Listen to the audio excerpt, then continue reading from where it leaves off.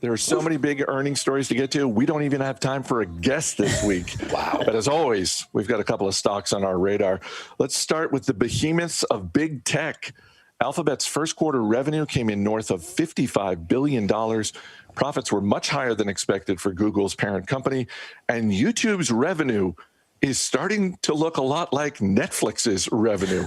Jason Moser, where do you want to start with Alphabet? Well, I will say I watch a lot more YouTube than I do Netflix, so it's nice to see that they're really capitalizing on that opportunity. It was hard to imagine this not being a strong quarter given the signs that we've seen in ad spending. So, I mean, I wasn't really surprised by this report. Very impressed, not surprised, because when you look at the global digital ad market, spending is forecast to grow from around $265 billion in 2020 to around $425 billion in 2024. So you're talking 12.5% annualized growth projected here over the next several years. And clearly, Alphabet and Google, they're going to be a part of capturing that. As to the numbers, revenue of $55.3 billion. That was up 32% in constant currency. That outpaced the total cost of revenue growth of 27%. Operating income, $16.4 billion, was up 106%. Operating margin for this company was 30%. Ooh. To your point on YouTube, advertising revenues there with YouTube, $6 billion, up 49%. They noted an exceptional performance there in direct response, which was a challenge. That was a headwind they had been dealing with over the last year or so. Brand advertising along with direct response, they're really kind of hitting it with that 1-2 punch there. Cloud segment continues to perform well. Revenue, $4 billion for the quarter, up 46%. Other bets, no surprise, big money loser, loss of $1.1 billion. But you can just kind of sweep that under the rug when you have that Google engine at play here. And they will continue to repurchase more shares, authorized a repurchase of up to an additional $50 billion in stock. In this business is a believer. They're a believer in getting back to work. I mean, they are investing here in 2021 in the U.S. alone. They're going to invest $7 billion in offices and data centers and create at least 10,000 new full-time jobs. So these guys, they seem like they're really ready to get back to work. And when you're recording numbers like they just did, I certainly understand why. Shares of Amazon hitting an all-time high on Friday. Overall sales in the second quarter were $108 billion. Profits destroyed expectations, and Amazon's got 200 million members in Prime. Ron, for all of Amazon's success, every now and then they put up a disappointing quarter. This was not one of them. I was wondering where you're going to go with that. I'm going to call it a blowout quarter, and I just did. The numbers are awesome. Net sales up 44%. Obviously benefiting from a surge in online shopping during the pandemic. They did get a $2 billion boost from favorable foreign exchange rate fluctuations, but even if you strip that out, net sales were still up an impressive 41%. As Bezos mentioned in the release, Prime Video turned 10 years old. Streaming hours were up more than 70% year over year, again, aided by the pandemic. Amazon Web Services turned 15 years old, 32% growth year over year from that segment, now at a $54 billion annual run rate for AWS. As you said, more than 200 million paid Prime members worldwide, and then ad and other sales was up 77%, not too shabby also. That all translated into an operating increase of 123% and earnings per share increase of over 200%. Producing cash flow of $26 billion. These are really incredible numbers. The guidance was strong. Net sales expected to grow between 24 and 30% for the second quarter. Prime Day will take place in the second quarter this year. That should help their spring results. And this should be the final full period for Amazon with founder Jeff Bezos at the helm. AWS CEO Andy Jassy will take over that lead role. That obviously has been expected with Bezos kicking himself up to the executive chairman role. But a blowout quarter, really impressive. Apple had their own blowout results in the first quarter, and yet shares were flat this week. Overall sales were up 54%. Apple increased its dividend and announced a $90 billion stock buyback program. Jason, the stock is flat. Are we not entertained? No, we're plenty entertained. We're plenty entertained. But I mean, this has also been a story of multiple expansion for several years now. So I mean, you have to keep that in mind. We were certainly looking for a bit of a bounce back for Apple from a year ago. Boy, we certainly got it. Revenue reached a record $89.6 billion. That was 54% growth from a year ago, and that was thanks, Chris, to strength in everything. Literally everything Apple did, they brought it. They really brought their A game. It was the second quarter in a row with double-digit growth in all product categories. iPhone revenue up 65.5% from last year. Services revenue of just under $17 billion. That was up almost 27% from a year ago. I was really impressed to see the gross margin number they recorded, 42.5% company-wide gross margin. That was 38.4% a year ago, and a lot of that I think can be attributed. They're able to realize some pricing on their products and whatnot, but it's also the more that services revenue makes up the overall revenue. That's higher margin revenue. That's going to help Apple's margin picture down the line. So I think that watching them pursue that services opportunity makes a lot of sense. I think for me, when I think about what the big question for Apple going forward, and we've seen some news out just here at the end of this week, it's how they're going to navigate this App Store debate, because it's a phenomenal toll booth model that they've benefited from so long, but it is under some scrutiny now, and I don't know that there's really a way for them to walk that back. There's going to be some kind of a negotiation here, and so that could be something in the near term that creates some questions. But again, we're talking about a $2+ trillion business, and it is that big for very good reasons. This quarter was just another good example. Microsoft's third quarter featured the company's biggest revenue growth in 3 years, but cloud revenue was flat and shares of Microsoft down 4% this week.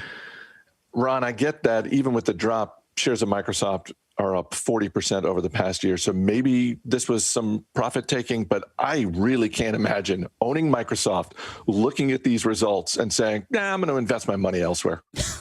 Exactly. You know, they actually beat expectations, but it appears that investors wanted an even stronger beat, which is kind of funny. But I guess when you're a $1.9 trillion company, you've got a lot of expectations to live up to. But listen, results were strong. Total revenue up 19%. Revenue in that productivity and business process segment, which is the Office, Microsoft Office, and LinkedIn, that was up 15%. Intelligent Cloud up 23%, driven by Azure, which was up 50%. More personal computing segment, which I always hated that name, more personal computing. That's terrible. That's the Windows and the Xbox segment. Those sales were up 19%. Operating margins widened, so you got an operating income of 31%, an increase there, and adjusted net income of 38% growth. Those are very, very strong numbers for a company of this size. They returned $10 billion to shareholders in the form of share repurchases and dividends in the third quarter. I expect that will continue. Guidance was solid. And you see the stock trading at around 32 times forward earnings. That's not too bad for a company that is growing, 30, 35, 40%. That's reasonable. So if you don't own Microsoft yet, I still think you can actually own it at a $1.9 trillion market cap. So, Jason, along those lines, we've just talked about these four behemoths. The smallest of these four companies is Alphabet, and it's a $1.6 trillion company. Yeah. So what do you say to someone who looks at these and says, well, I get these are good businesses, but I feel like the salad days are over for investors? It's a very reasonable thought to have. I would just encourage you to think about the direction the world is headed, the tools that we're going to need to be able to do the things that we want to do. Recognize the fact that big tech, these are the companies that are really providing most of those tools, both explicitly in the ones that we use and implicitly in the cloud infrastructure and stuff that we don't see day to day. And then just don't look at the market cap. Look at the numbers. Look at the revenue that these companies continue to chalk up. Look at the earnings that these companies continue to chalk up. Because once you look at those numbers, then the valuations start to make a lot more sense. And when you see the opportunity that's out in front of them, I mean, that really that seals the deal for me. Ron, when you and I were talking about Microsoft and I referred to their cloud revenue being flat, I was referring quarter over quarter. Year over year, cloud revenue looking pretty nice. Exactly. Sequentially, not as impressive.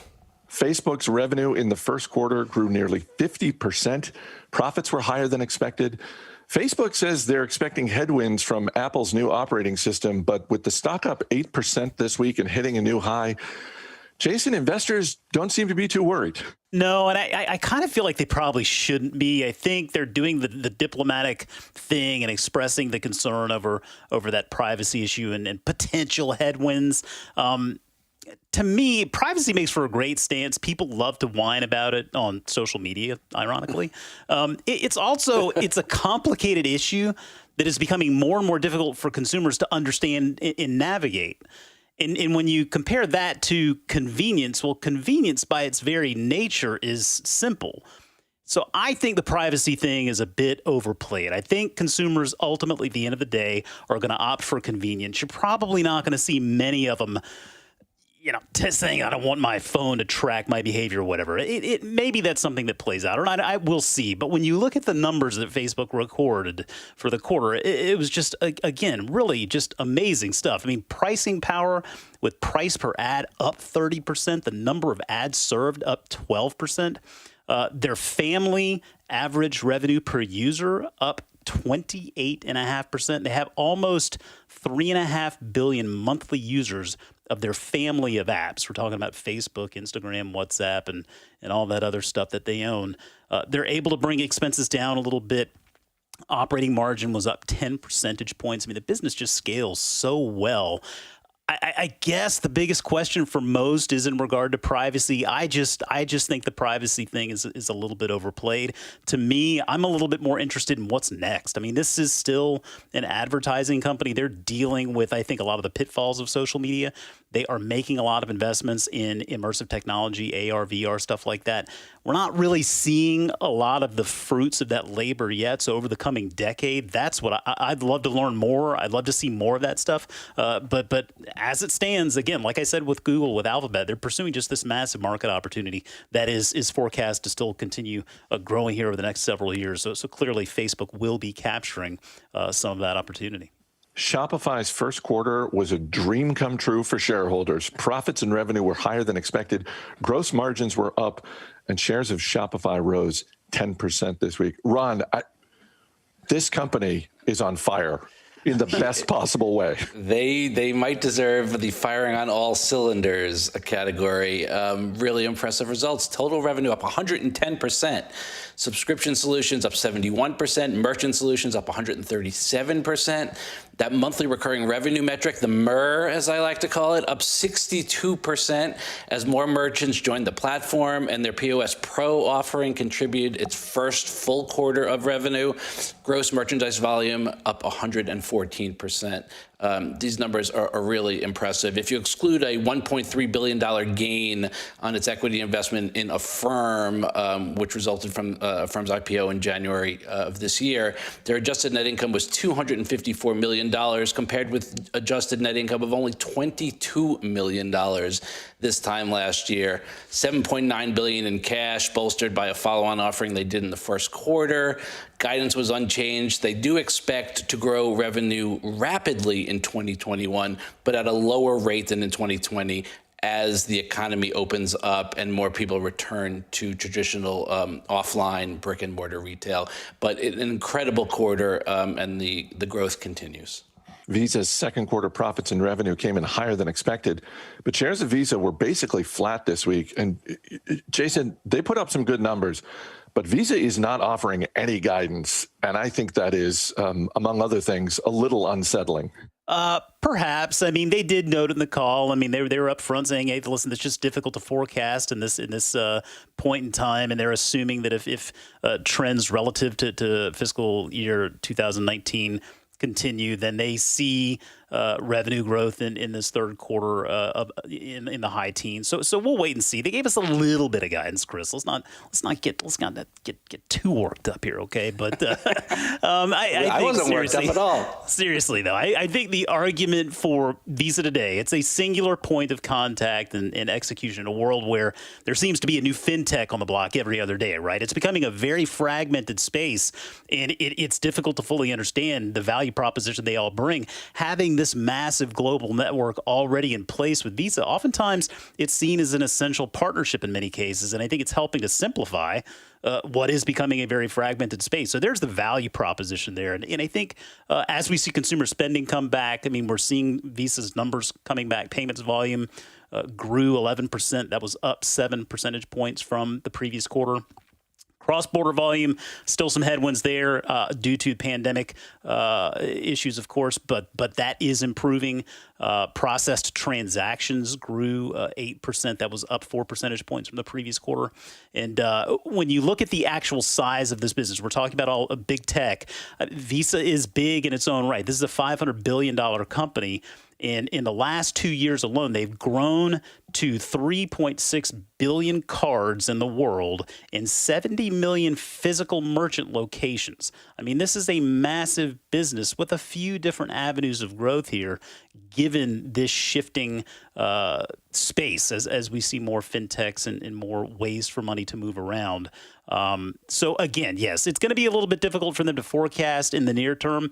Not going to really hold that against them. The stock is underperforming so far this year, but again, at $500 billion market cap today, still growing, a convincing position in the value chain there.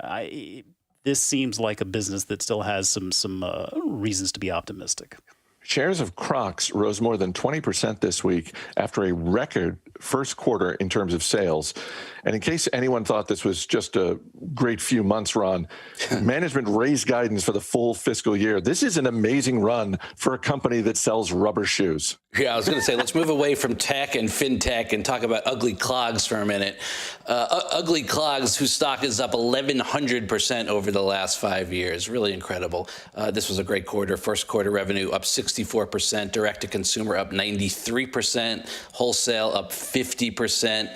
Digital represents 32% of revenue now. That's climbing slowly. It was 30% this time last year, but it's getting bigger. Asia was strong at double-digit growth with 26%. Sandals revenue increased 17%. It represents 17% now of footwear sales. They do sell other things other than sandals and clogs. There's many other offerings over at Crocs. Adjusted gross margins widened 720 basis points. Really strong results. Expected revenue growth of 40 to 50% in 2021, selling it only 18 times. Not too late to get into Crocs as long as they put up these growth numbers in the future. Second quarter profits for Starbucks came in higher than expected, but shares of the coffee giant down a bit this week over concerns about international sales. And Jason, when you consider that more than half of their locations are outside the United States, I get the concern. Well, Chris, maybe so, but let's just focus on domestic sales. I am not concerned because I am doing my part. Let me assure you. Going back to something Ron was talking about with Microsoft just a minute ago, I thought that was that reminded me a little bit of Starbucks and kind of what I was thinking with this business. I think the most interesting thing about Starbucks today is that even at its $130 billion market cap, it's absolutely still a stock worth buying and holding on to, I think, indefinitely. To me, it's hard to imagine 10 years from now looking back and seeing this one as a loser. It could happen, but as a shareholder myself, I'm definitely not betting on it.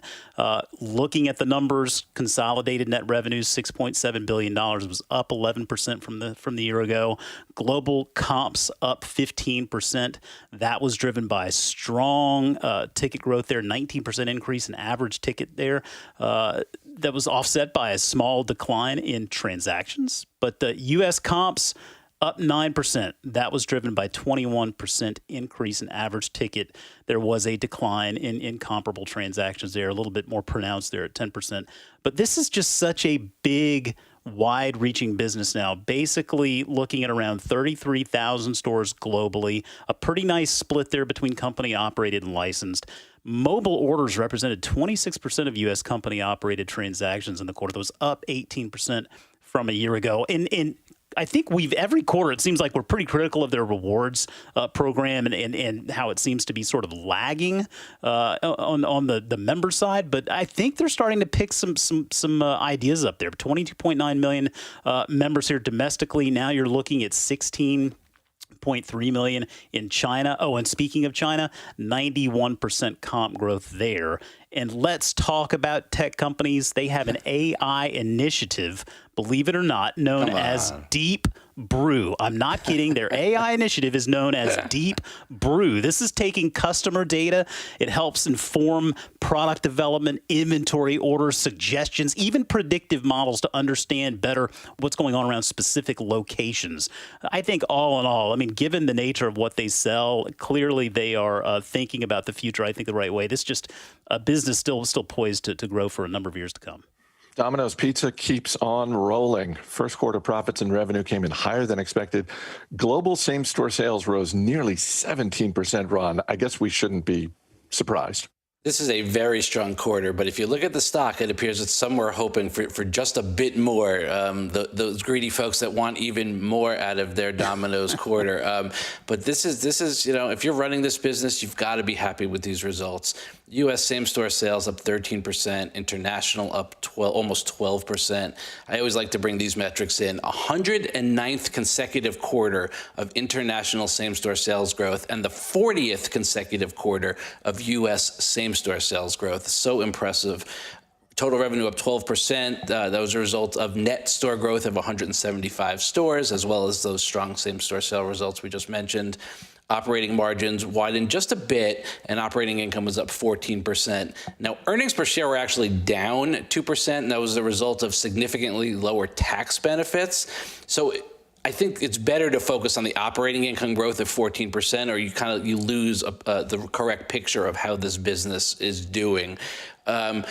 Total remaining authorized amount for share repurchases are $1 billion. I expect them to continue to buy back stock. Shares trading at 31 times. I'm not going to call that cheap. It's not a cheap stock for a company that's putting up 14, 15, even 20% earnings growth. But I still think it's not grossly overvalued. Certainly not compared to like Papa John's at 44 times or Chipotle at 56 times. But not screamingly cheap here. So we'll keep an eye on the stock. You know, Ron, you mentioned some investors out there wanting a little bit more. Yeah. Someday, that streak of international same-store sales growth, someday that streak is going to end. And when that happens, a few of those people are going to lose their minds. McDonald's did not fare quite as well with international same-store sales growth in the first quarter, but here in the U.S., comps are up more than 13%, and shares of McDonald's hitting an all-time high on Friday, Jason. Yeah, I think management put it well on the call, talking about where they shine and talking about themselves as one of the world's most global corporations with this global reach, but it's also very local. And that's a benefit of that franchise model, right? They are franchises that are locally owned, locally managed systems that are rooted in the communities where they operate. So they have a good understanding of what consumers are looking for wherever they may be around the world. And that really is translating into just impressive numbers for the business. You look at the adjusted earnings per share, $1.92. That was up 27%. Excluding currency effects. You noted strength in the U.S. Yes, absolutely. The U.S. is driving the results right now. International operated markets, treading water, developmental markets like China, for example, those are coming back as well, thankfully, as they continue to work their way through the pandemic as well. Lest you think that omni-channel is just about retail, it is absolutely about restaurants. If you look at a company like McDonald's over the last 4 years, they went from just over 3,000 restaurants offering delivery to now more than 30,000 restaurants, which essentially is 75% of that global footprint. And they noted they're doubling down on what they refer to as the 3 Ds: digital, delivery, and drive-through. And in the first quarter, they had nearly $1.5 billion in digital sales. That includes app, kiosks, and delivery. So again, I mean, you talk about one of the bigger global restaurants out there. I mean, McDonald's stands out. And I like the promotions, things like the chicken sandwich. That has them really excited. This new promotion with BTS, the Korean pop group. Listen, I'm not a member of the BTS army, Chris, but apparently this thing is gaining some traction. So I suspect it's going to help boost that top line here in the next few quarters as well. Shares of Waste Management hitting a new high after a strong first quarter report. Ron, we've talked a lot about cloud computing, collaborative software, e-commerce. Waste Management provides a nice reminder that the business of trash is alive and well. Alive and well and recovering as the economy recovers. This was a nice quarter. Organic revenue up 2%. Not going to knock the cover off the ball, but we're building on something here. They saw solid pricing. There were improved recycling results, but that had to overcome some small volume declines still. Organic revenue in the company's collection and disposal business fell $5 million, but they are continuing to improve sequentially as the economy opens. Acquisitions added $290 million of revenue, and that was from the 2020 acquisition of Advanced Disposal for $4.6 billion. Not a small acquisition by any means, but that is going well. The integration of that is going well. They were able to improve their operating margins as a result of some real strict cost-cutting efforts, and the operating expenses as a percentage of sales improved 130 basis points. That's pretty good for a company like Waste Management, and that resulted in an adjusted operating EBITDA growth of about 14%, and they produced $865 million of free cash flow. Management increased their financial guidance that was provided in February for both the revenue, adjusted operating EBITDA, and free cash flow. That's partly a result of this the acquisition of Advanced Disposal going really well. They think they can wring some additional savings out of it, more than originally was expected.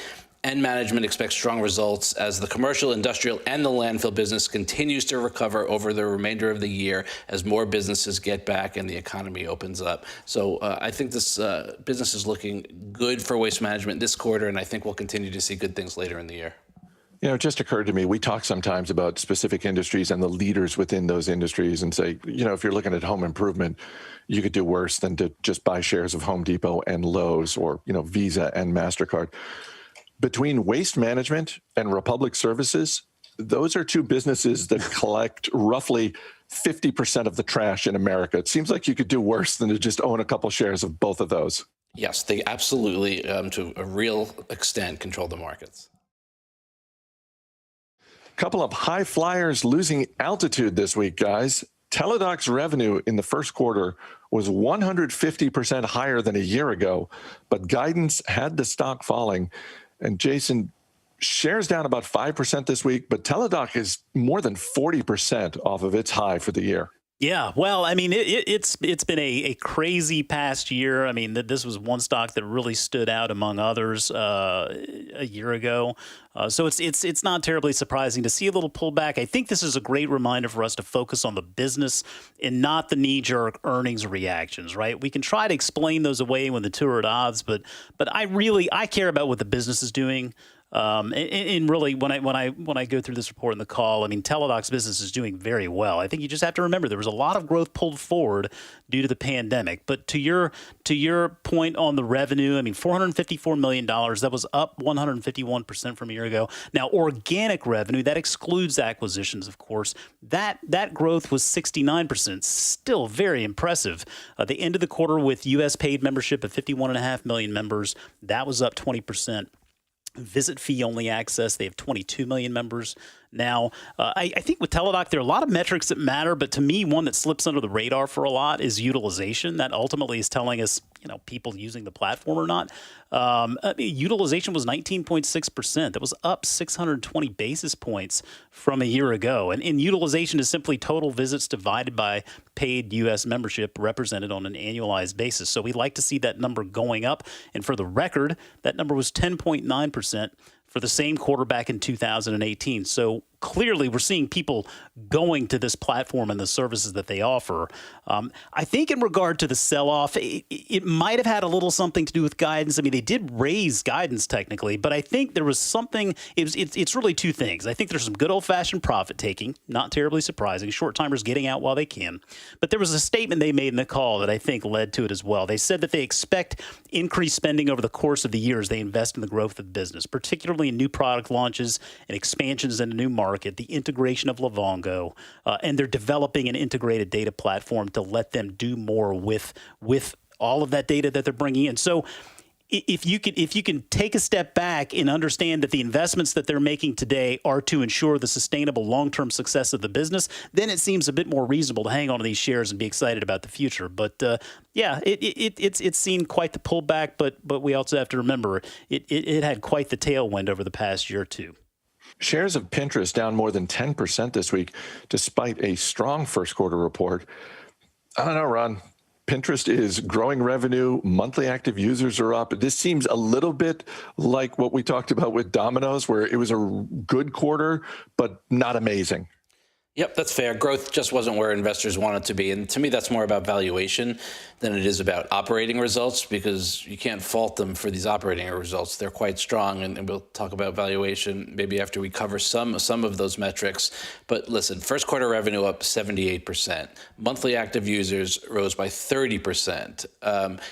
That was in contrast to 37% last quarter, and I think therein lies what investors are focusing on. That slowing in monthly active user growth, but still impressive at 30%. Management said starting in mid-March, the easing of pandemic restrictions slowed U.S. monthly active user growth and lowered engagement year over year as people spent less time online.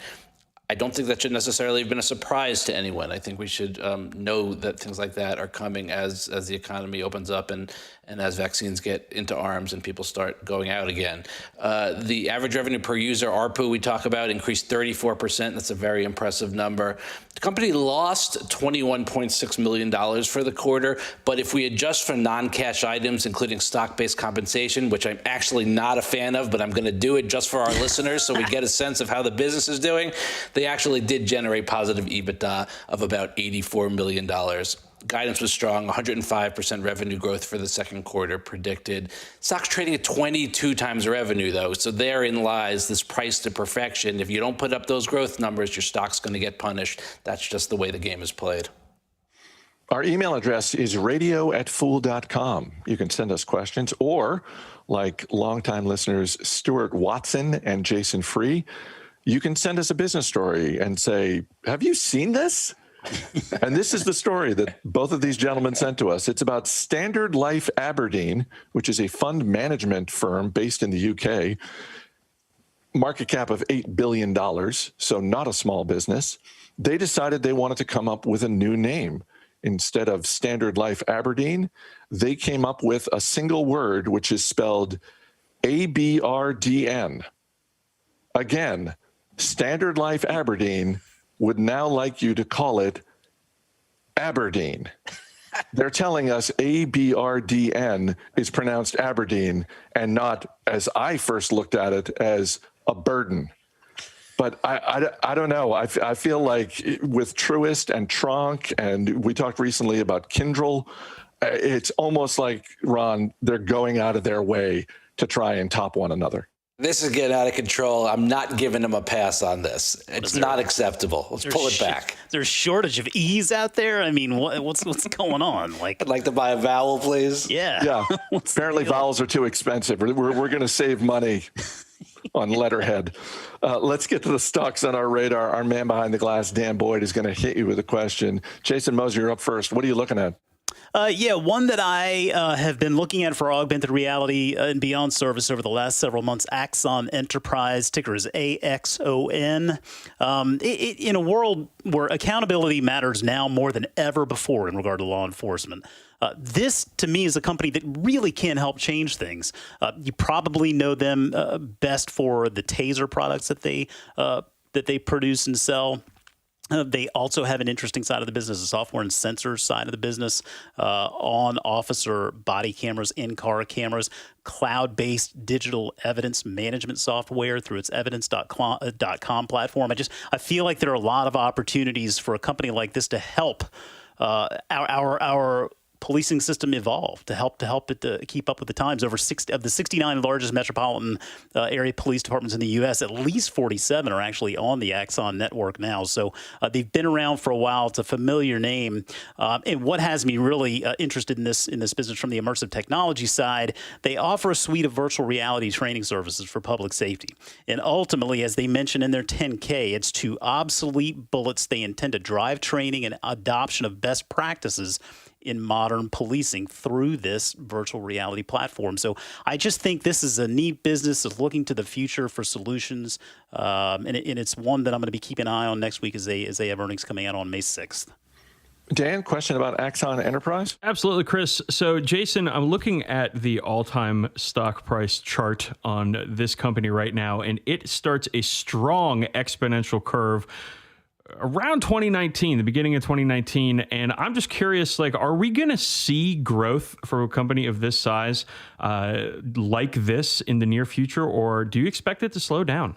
Like this, maybe not. I mean, it could be something where it slows down given the market share that they already hold today. I think that really they've become more and more a part of the conversation for obvious reasons, given what they do and given the state of things today. So there might be some enthusiasm from investors looking a little bit into the future that have caused that ramp up. But I do suspect we still have a company here that should see plenty of growth in the coming years. You got a minute left, Ron. What are you looking at? Looking at Skills, SKLZ, came across my radar because it's a recent recommendation in our Stock Advisor service. They provide a mobile game platform. They offer tournaments and other competitive events to millions of players worldwide. Obviously, mobile video gaming is a huge growth industry. The CEO has a substantial ownership stake here. They went public via a SPAC in December 2020. They did a follow-on offering in March. Stock has been real weak ever since that March offering. It's back down to around $17, $18 from the 24 where it did the follow-on. 25 times sales, not profitable yet, but it's growing pretty darn quickly, and I think it deserves some attention. Dan? Chris, am I asleep? Am I dreaming? Did Ron bring a video game stocks on our radar? Not tires or minerals or trains, but video games? What is happening? The answer to your question is yes, I did. What do you want to add to your watch list, Dan? You know what? I am too plugged into the Stock Advisor pipeline here, and I'm looking at Skills, honestly. I think it's a very interesting company. All right, Jason Moser, Ron Gross. Guys, we're out of time. That's it for this week's show. We will see you next week.